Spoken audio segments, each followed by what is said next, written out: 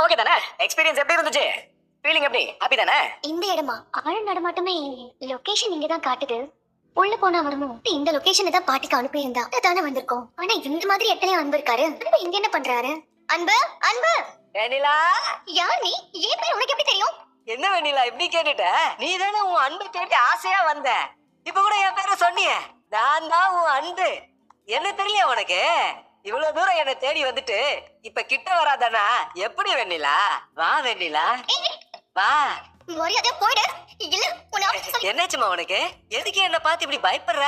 என்ன பார்த்தா பைத்தியக்கார மாதிரி தெரியுதா? அது ஒண்ணும் இல்ல, இவ்வளவு நாளா யாரும் இல்லாத இந்த காட்டுல தனியா மாட்டிக்கிட்டல்ல, அதனாலதான் குளிக்காம சாப்பிடாம முடியெல்லாம் வெட்டாம தாடிலாம் வலிக்காம என் உருவமே மொத்தமா மாறி போச்சு. உருவங்கள் மாறலாம், ஆனா உயிருக்கு உயிரா காதலிச்ச மனசு மாறலாமா? என்னன்னைக்கும் நீதான் என் காதலி வெண்ணிலா. நான் தானே உன் ஆசை காதலன், உன் அன்பு. வா, அருகில் வா, வா வா வெண்ணிலா. பயப்படாத வெண்ணிலா. உன் மேல பைத்தியமா இருக்கிற எனக்கு வைத்தியமே நீதானே வெண்ணிலா. உனக்காக நான் எவ்வளவு நாள் வெயிட் பண்ணிட்டு இருந்தேன் தெரியுமா?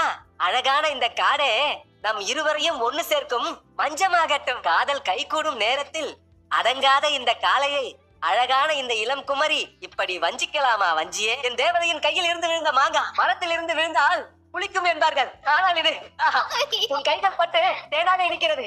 இனிமே அன்பை தேடி வெளியே போவாங்க. தப்பு பண்ணிட்டோம்டா. என்னப்பா இப்படி ஒரு ஆளை முன்னாடியே தேடி கண்டுபிடிச்சிருந்தா அவளை எப்பவோ ஓட வேட்டைக்கலாம். பழி வாங்குற வெறி அப்படியே கொடூரமா தாங்க மாட்டேது. இனிமே அவ வாயில இருந்து அன்புங்கிற வார்த்தையே வரக்கூடாது. மனசுல அன்பு பத்தி யோசனையே வரக்கூடாது.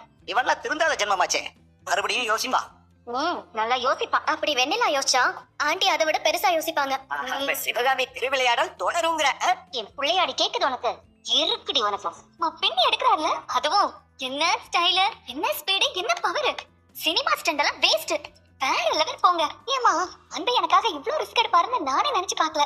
அந்த ரவுடி பசங்க என்கிட்ட பம்ப பண்ணத அவரால தாங்கிக்கவே முடியல.